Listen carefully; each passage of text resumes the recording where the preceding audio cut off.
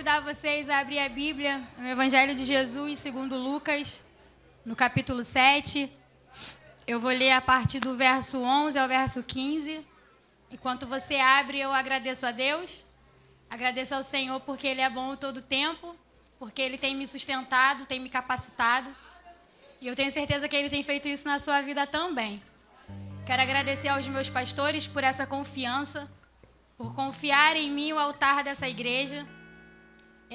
Eu costumo dizer que a pastora ela confia mais em mim do que eu, né? E eu os amo muito, amo os meus pastores, amo a Siloé em Chamas, muito, amo a minha casa espiritual. E a gente não está aqui para fingir costume, eu sei que vocês me amam também, então tá tudo certo. Vamos ler, amém? Lucas 7:11, versículo 11 diz assim, a epígrafe vai dizer: a ressurreição da viúva de Naim.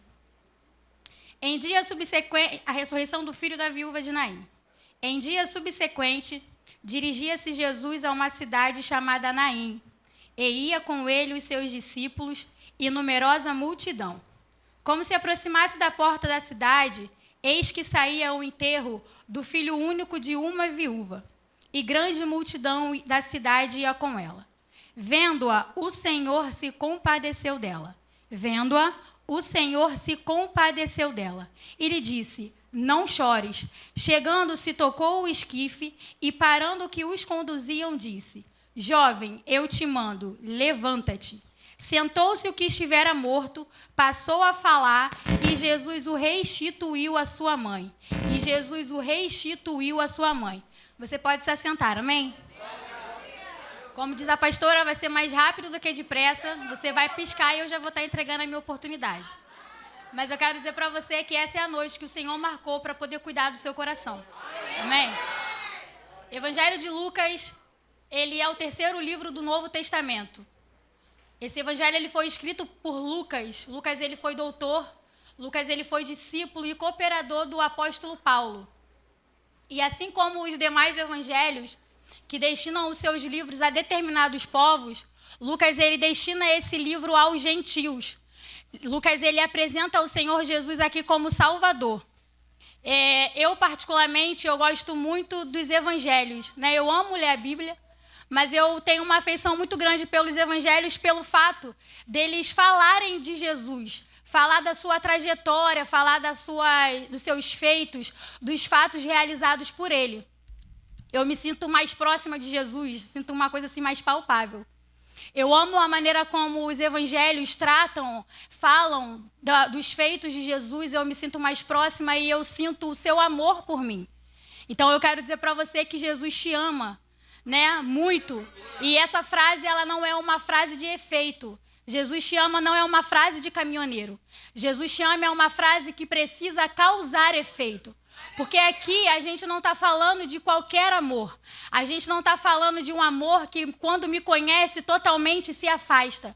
A gente não está falando aqui de um amor de promessas infundadas. A gente não está falando de um amor que hoje eu te amo, amanhã eu não quero olhar na sua cara, Alice. A gente está falando do amor de Jesus. Amor esse verdadeiro, tia Ângela. Amor esse que nos cura. Amor esse que nos conhece de uma forma tão grande, mas mesmo assim escolhe ficar. Eu amo o Senhor e amo como Ele me ama, porque o amor dEle é um amor de certezas. O amor do Senhor me garante diversas coisas. E uma dessas coisas que o amor do Senhor me garante é a presença dEle na minha vida todos os dias. O Senhor, Ele me ama ao ponto dEle me conhecer, pastor Bruno, de uma forma que ninguém conhece, e mesmo assim Ele escolhe ficar. Ele está conosco em todos os dias.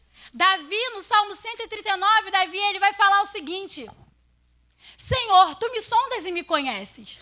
Conheces quando me assento, quando me levanto. Conhece todos os meus pensamentos. Esquadrinha o meu andar, o meu deitar. Conhece todo o meu caminho. Ainda a palavra não me chegou à boca, mas Tu, Senhor, já a conheces toda. Tu me cercas por trás, por diante, e sobre mim põe a Tua mão. Eu acho lindo que Davi, ele vai além, ele faz um questionamento. Para onde fugirei do teu espírito? Para onde me ausentarei da tua face? Porque se eu subir ao mais altos céus, lá tu estás. Se eu fizer a minha cama no mais profundo abismo, lá tu estás também. O amor do Senhor é tão grande que mesmo Ele conhecendo as minhas falhas, os meus defeitos, as minhas debilidades, Ele fica. O amor do Senhor nos garante. Se eu preciso de justiça, Ele é o justo juiz. Se eu preciso de defesa, Ele é o advogado fiel. Se o meu fardo está pesado, Ele fala, minha filha, vem, porque o meu fardo é leve. Se eu estou precisando de socorro, Ele fala, eleva os teus olhos para o monte, porque de lá eu vou te socorrer. Se eu estou passando algum tipo de dificuldade, algum tipo de necessidade, Ele é o meu Senhor e deixa claro que de nada eu tenho falta. Se eu estou correndo perigo, Ele me esconde debaixo das suas penas, porque debaixo das suas asas eu não sou atingida. Se eu preciso de descanso, Ele me faz repousar em pastos verdejantes, porque o amor dEle me garante. O amor do Senhor nos garante muitas coisas. Só que tem uma coisa que o Senhor não garante. O Senhor não garante uma vida de morango. Até porque a vida não é um morango.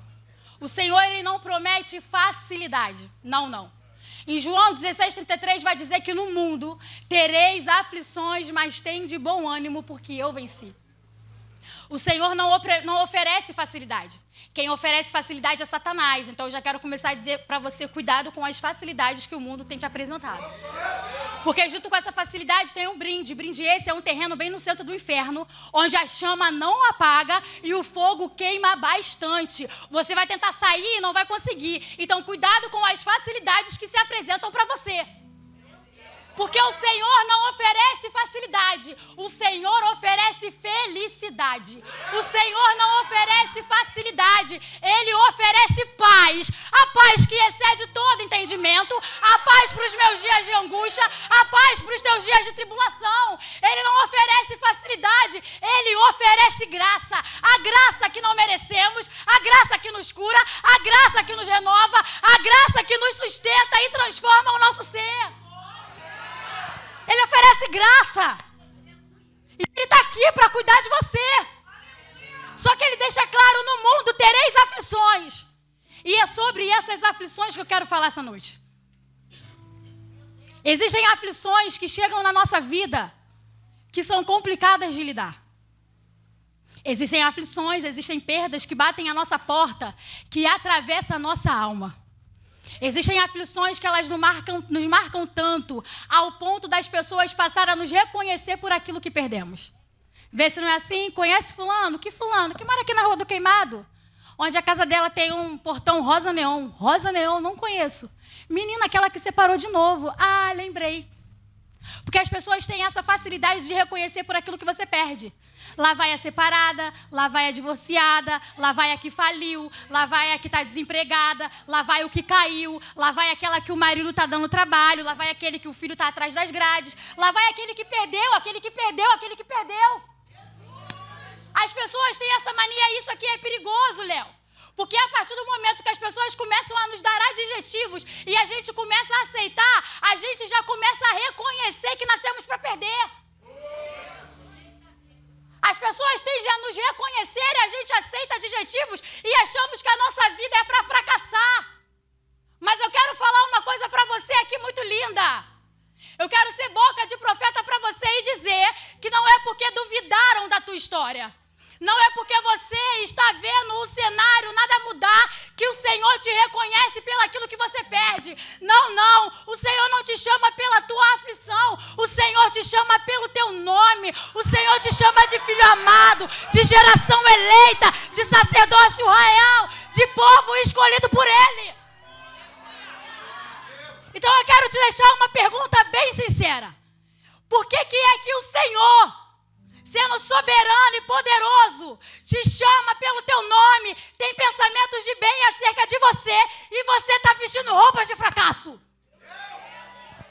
Por que é que você está aceitando adjetivos que o mundo está te colocando? A aflição pode ser grande, mas maior é o que está conosco.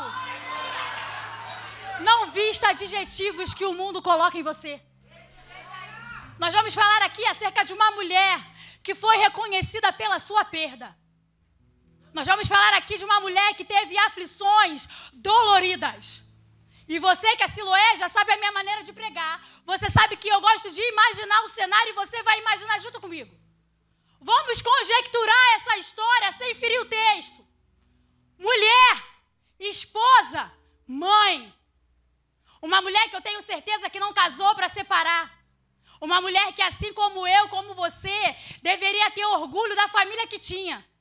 Porque nós que somos mulheres, se tem uma coisa que a gente tem é orgulho da nossa família. A família pode estar meio lá, meio cá, mas a gente tem orgulho de bater no peito e falar: minha casa, minha família, meu marido, meus filhos. Eu não sei nem fazer comida e tenho prazer de falar minha cozinha. A gente tem esse prazer. Então eu imagino que essa mulher, Rafaela, também tinha um orgulho muito grande da sua casa. Casou, teve um filho, uma herança. Estava ali, eu tenho certeza que tinha dias que ela estava tão atarefada com as coisas da casa, de cuidar da casa, cuidar dos afazeres, ver filho, que tinha horas que ela contava as horas para chegar à noite, poder entrar no seu quarto, deitar na sua cama e repousar a sua cabeça no peito do seu marido. Porque às vezes ele não precisa nem falar nada, só pelo fato dele estar, a gente se sente bem. A gente que é mulher é assim. É ali que a gente consegue falar das nossas inseguranças, é ali que a gente faz os nossos planejamentos. O marido não precisa falar muita coisa, só dele ouvir já nos faz bem. Porque enquanto a mulher é a alicerce do filho, o esposo é a alicerce da mulher. Então ela tinha ali, poderia ter um casamento de altos e baixos, mas estava ali. Só que de repente, durante a sua rotina, o seu marido morre. Aquele a quem tinha segurança morreu. Fez falta. Ninguém quer receber uma notícia de morte. Porque por mais que a gente saiba que a morte é para todo mundo, ninguém está preparado para perder. E perder dói. Ela perde o marido e ganha um adjetivo. Não é mais mulher, esposa e mãe. É mulher, viúva e mãe. É como se o viúva apagasse da história dela toda uma vida. É como se esse adjetivo deixasse claro: olha só, não importa o que você ganhou lá atrás, agora você não tem mais. É um adjetivo que reforça o que ela perdeu. Imagina, ela perdeu o seu protetor, ela perdeu o seu alicerce, a sua segurança, o seu sustento.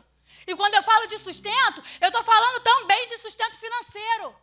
Porque a gente sabe que naquela época as mulheres não eram independentes como a gente. As mulheres não podiam ser chefe de família. A voz na sociedade não era reconhecida de mulher, era do homem. Então ela perde o marido, mas ela também perde a sua voz na sociedade. Tá difícil para ela. Só que não dá tempo dela desistir, porque tem alguém na casa que depende dela.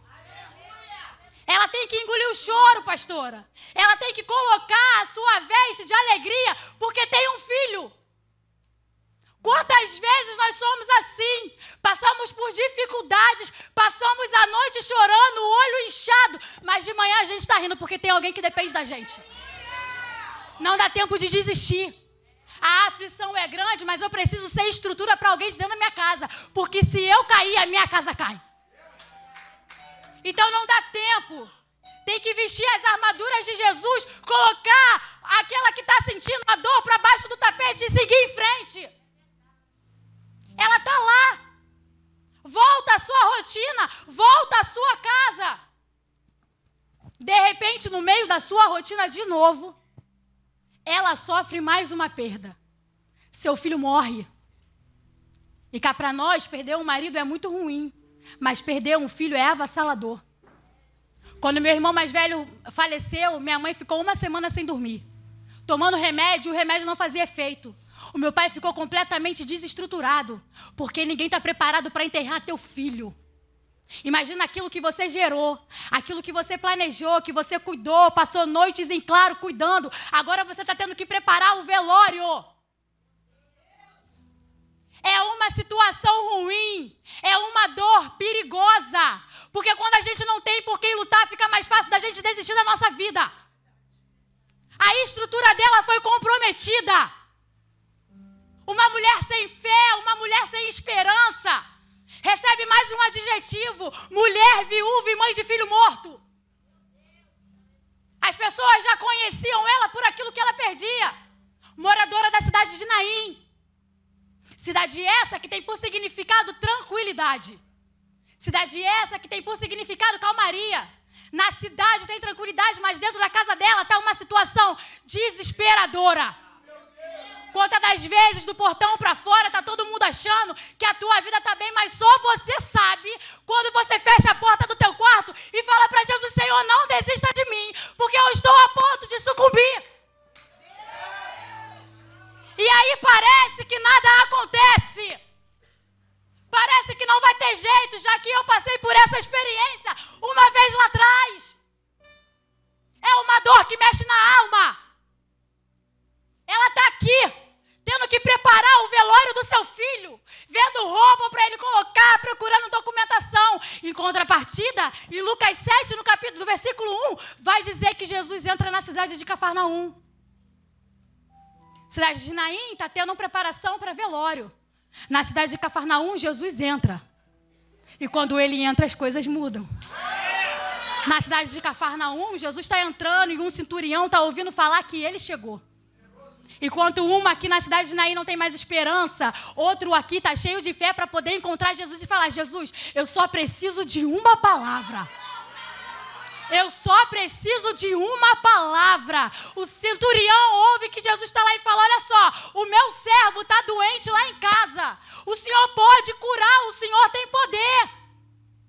Quando Jesus está aí, o centurião fala para ele: Jesus, eu nem sou digno de te receber aqui, mas com apenas uma palavra eu sei que o meu servo é curado. Jesus libera a palavra, o centurião tem fé suficiente e o servo é curado. Ele não precisa, Jesus não precisa entrar no ambiente para poder liberar palavras, para poder liberar cura. A gente só precisa crer, a gente precisa pedir ao Senhor para que Ele reforce a nossa fé em dias de angústia. Eu sei que é difícil, mas é necessário. Porque quando Ele libera a palavra, através da nossa fé acontece. Não dá para Ele liberar a palavra no meio de um lugar onde a fé é morta. Jesus libera uma palavra. A multidão fica maravilhada porque Jesus não foi ao encontro do servo. Jesus não tocou. Jesus liberou uma palavra de longe, porque a palavra dele é suficiente, poderosa, para romper muralhas e romper lugares. Ele faz, ele tem poder. Liberou a palavra, o servo é curado. Enquanto um está sendo curado aqui, a outra está devastada aqui. Tem coisas que Jesus está fazendo na vida do outro que parece que a gente fala: Jesus, não é possível que o Senhor não está vendo o que eu estou sofrendo e só faz lá. Mas fica calma, porque Ele está chegando. Ele está chegando.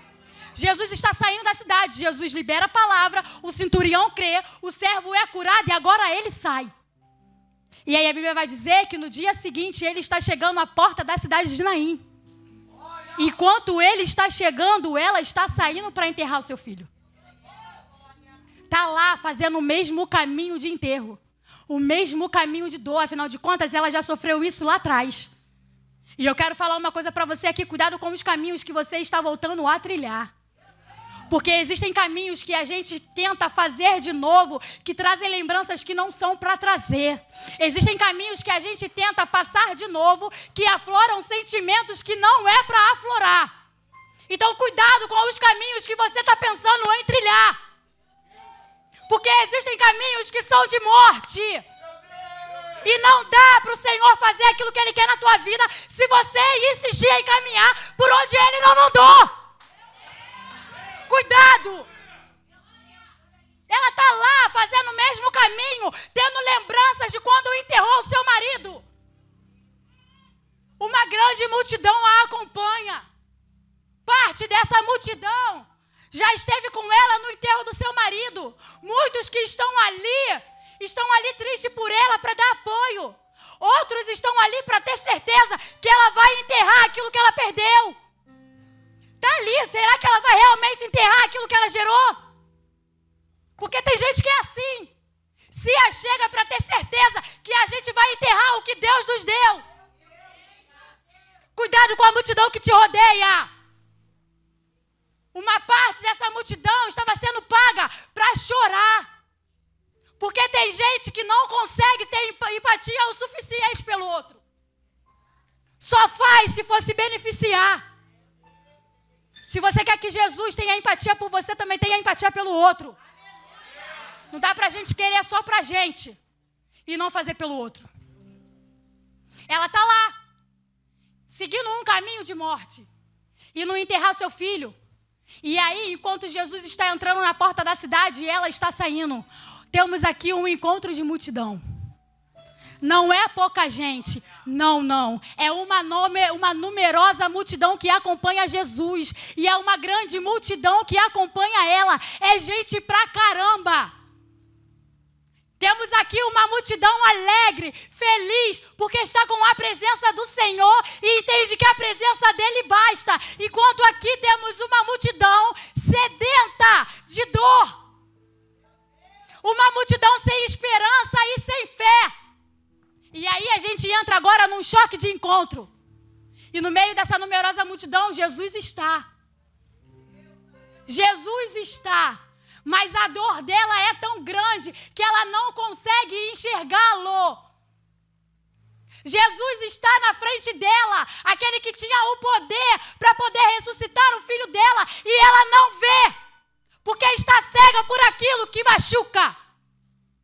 Quantas das vezes estamos tão cegos pelas dores, pelas aflições que enfrentamos, que Jesus se apresenta e a gente não consegue enxergar?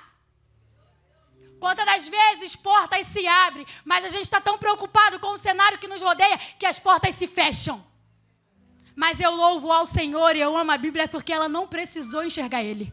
A Bíblia vai dizer que vendo-a o Senhor, se compadeceu dela. Vendo-a o Senhor, foi até ela. Vendo-a o Senhor, Ele chegou para mudar a situação. Deixa eu falar uma coisa para você. Multidão nunca foi e nunca será barreira para o Senhor te encontrar. Foi no meio da multidão que ele olhou para a árvore e falou: Zaqueu, desce, porque hoje eu vou entrar na tua casa. Foi no meio da multidão que ele ouviu um cego que gritava. Foi no meio da multidão que ele parou com aquela mulher de fluxo de sangue que tocava e queria ir embora. Foi ali que ele parou.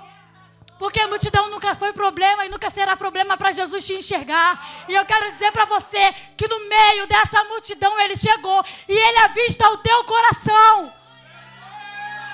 Ele está aqui. Eu sinto ele aqui. Oh, aleluia.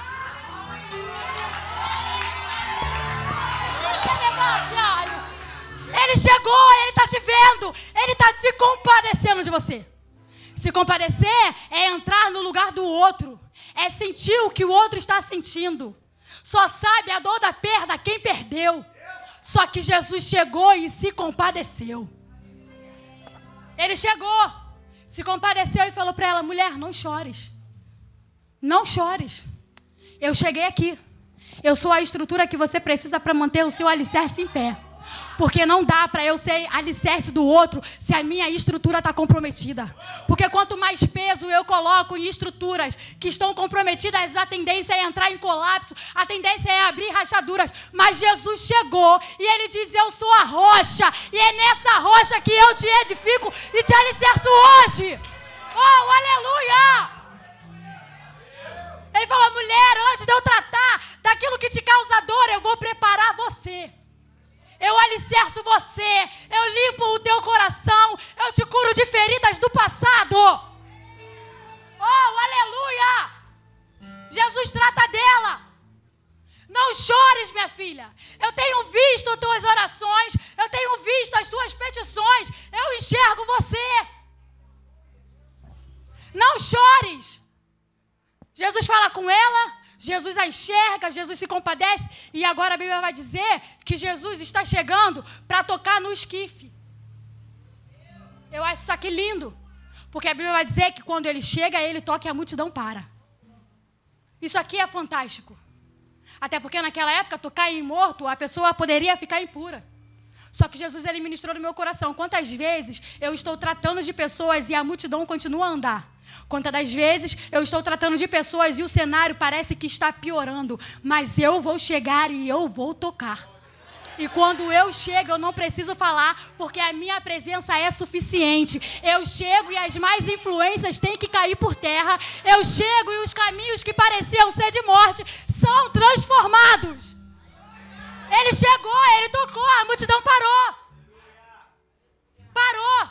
Parou a tua presença. Porque a presença dele é suficiente. A presença dele é o que nos basta. Ele trata dela. Antes do Senhor tratar daquilo que te causa dor, Ele vai tratar de você. Está na hora da gente começar a parar de orar e pedir só faz na pessoa, quando na verdade a gente tem que falar, Senhor, me prepara para receber aquilo que tanto eu falo com o Senhor em oração. Me prepara para eu receber aquilo que o Senhor quer para mim. Como que ela ia cuidar do filho morto se ela estava carregada de traumas? Não dá. Jesus trata dela, Jesus toca no esquife e o Senhor dá uma ordem. Levanta-te. A Bíblia vai dizer que o menino se levanta. Ele se assenta e ele começa a falar. Ele se assenta, começa a falar e o Senhor o restitui à sua mãe. E eu já cheguei no final. Eu quero convidar a Bruna para poder vir aqui louvar. Eu quero convidar você a ficar de pé. Porque eu quero orar por você. Essa parte do menino, o Senhor mandar ele se levantar, começar a falar e depois dele falar, o Senhor o restitui à sua mãe, me chamou muita atenção. Eu fui ler acerca das ressurreições que o Senhor Jesus fez. Quando Jesus vai ressuscitar Lázaro e ele vai até Betânia, ele fala, Lázaro, meu filho, vem para fora. Lázaro sai e Jesus dá uma ordem para as pessoas que o rodeiam. Desatai-o e deixai-o ir. Jesus não fala nada com Lázaro, Jesus dá uma ordem para o povo que está cuidando dele. Quando Jesus ressuscita a filha de Jairo, Jesus fala, dá a ela de comer. Ele dá uma ordem para as pessoas de dentro da casa, cuida dela. Mas com esse menino aqui não. Jesus manda ele se levantar, ele se levanta, depois começa a falar. E depois dele colocar para fora aquilo que ele precisava, o Senhor restitui à sua mãe. E aí o Senhor ministrou no meu coração acerca de restituição familiar. E é por isso que eu quero orar essa noite. Existem famílias que estão morrendo por falta de diálogo.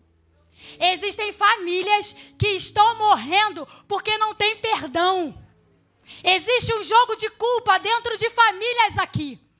Existem pessoas que sofreram traumas tão grandes e não conseguiram superar isso. E por não superar, estão adoecendo ambientes onde Deus colocou. Deixa eu falar uma coisa para você. Você tem todo o direito de chorar. Você tem todo o direito de sofrer. Mas você não tem direito de desistir da tua vida e nem adoecer ambientes onde o Senhor te colocou para florescer.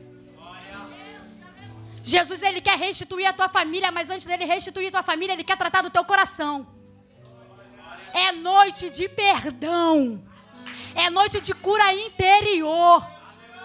Você tem todo o tempo, tem todo o direito de chorar, mas lá em Eclesiastes vai dizer que há tempo determinado para todas as coisas. Há tempo de chorar, há tempo de se alegrar, há tempo de nascer e há tempo de morrer. Eu sei que dói, mas supera.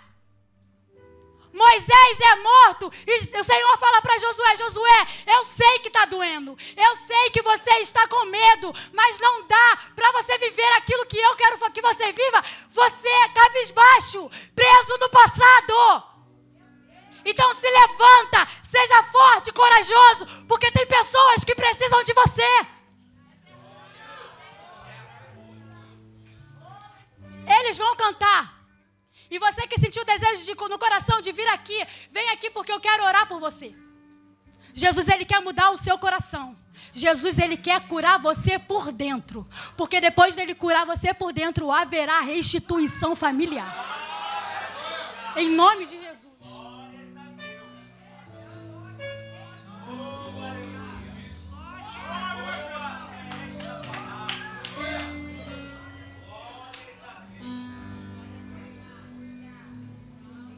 Hoje alguém falou seu nome. Oh, aleluia! Jesus te vê, Jesus te vê. Ele está aqui, ele chegou. Tanto assim. Oh, aleluia! Oração está em pedaços, foi vencido pelos laços desta vida. Oh, aleluia! Foi arremessado contra o cais. Eu sei que dói, mas Ele está aqui. Pelos vendavais. Ele vai restituir o teu coração. Ele vai restituir a tua família. Oh, essa é a noite de perdão. Que todo espírito de vingança caia por terra. Mas eu sei, Jesus te olha e te vê. Ele te vê, Ele te vê. E diz, filho, vou te socorrer. Do pó das cinzas eu vou te levantar. Sou o teu Deus, é só meu nome chamar. Sei que os sonhos se perderam no caminho. Estás sozinho e entregue à solidão. Mas sou Deus que tudo pode, tudo vê. Ele te vê, Ele te vê. Neste momento vou abençoar você. Seja estruturado na rocha que é Jesus. Seja estruturado. Receba hoje um novo alicerce. Deus, Ele quer mudar a tua história. Deus, Ele quer te dar uma novidade de vida. Oh, aleluia! Em seu rosto, pouco a pouco ele desapareceu. Diz que tudo está perdido. Vai vivendo iludido em fantasias. Foi arremessado contra o cais, açoitado pelos vendavais. Chora o peito e grita a alma, procurando Ele é a paz. A paz que excede todo entendimento. Ele é a paz para os teus dias maus. Jesus te olha e te vê e diz, filho, vou te socorrer.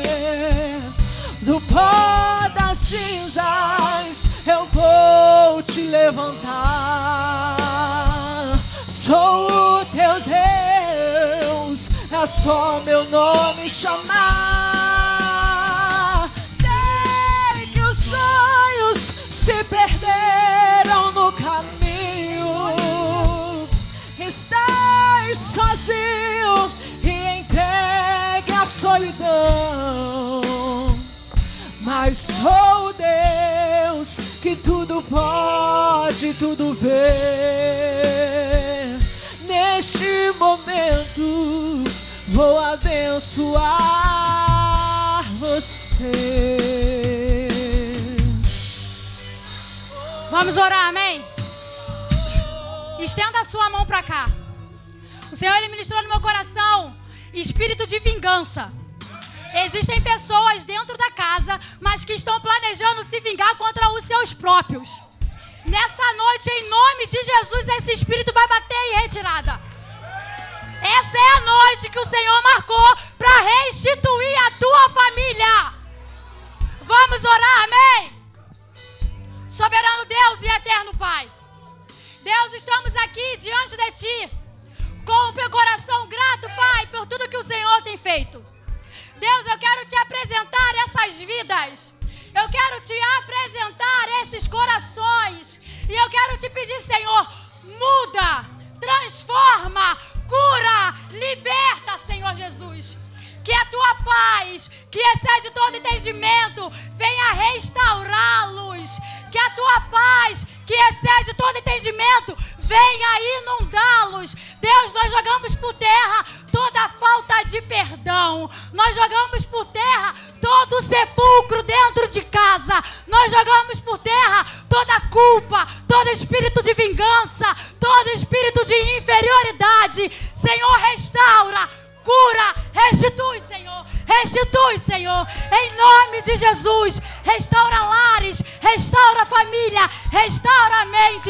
Em nome de Jesus.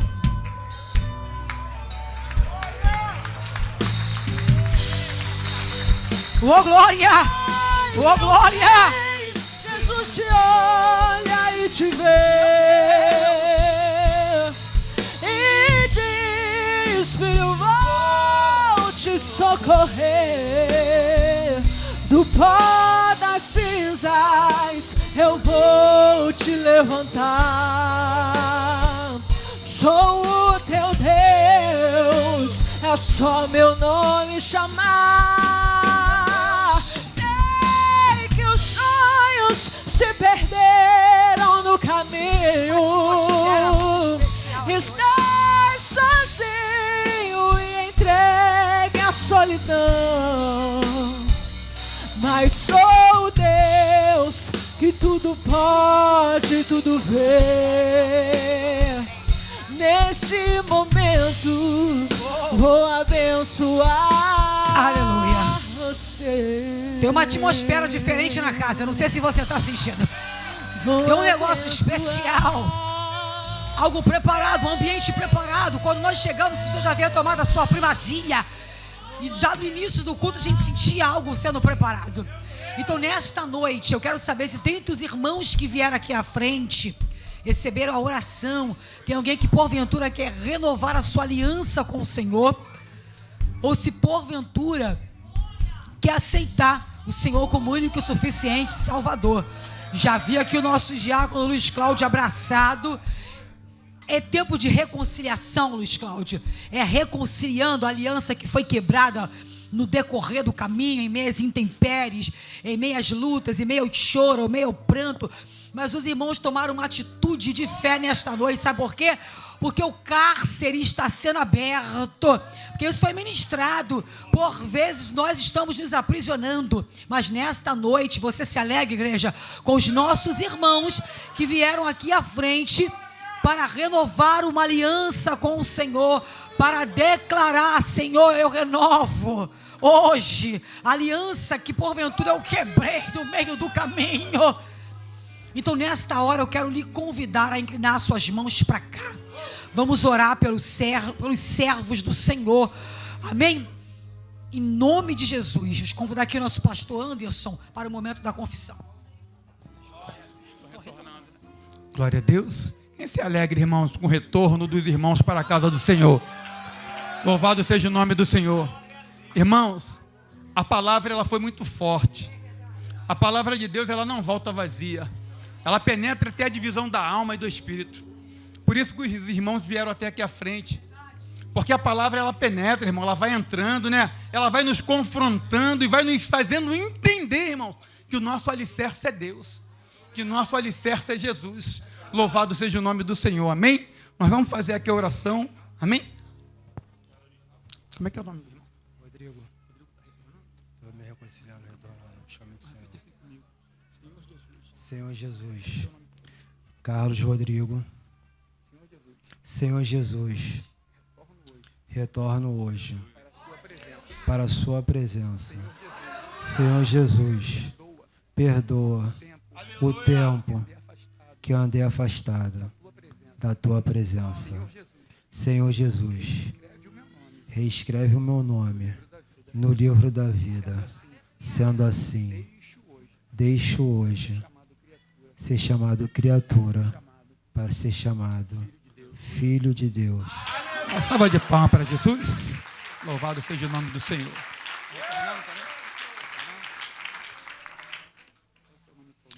Eu, Diego Luiz Andrade Loureiro, Senhor Jesus, retorno hoje para a sua presença.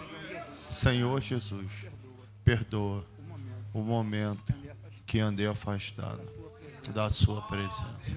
Senhor Jesus, reescreve o meu nome no livro da vida. Sendo assim, deixo hoje de ser chamado criatura para ser chamado Filho de Deus. Louvado seja o nome do Senhor. Você pode aplaudir a Jesus? Está acontecendo uma festa linda no céu nesse momento, irmãos. Louvado seja o nome do Senhor. Estende as suas mãos para cá. Estende as suas mãos para cá. Bondoso e eterno Deus, Pai de nosso Senhor e Salvador Jesus Cristo. Meu Senhor da glória, neste momento, nesta hora, nós queremos colocar diante do Senhor a vida dos teus filhos, a vida dos teus servos, meu Senhor, que retornaram hoje para a tua presença.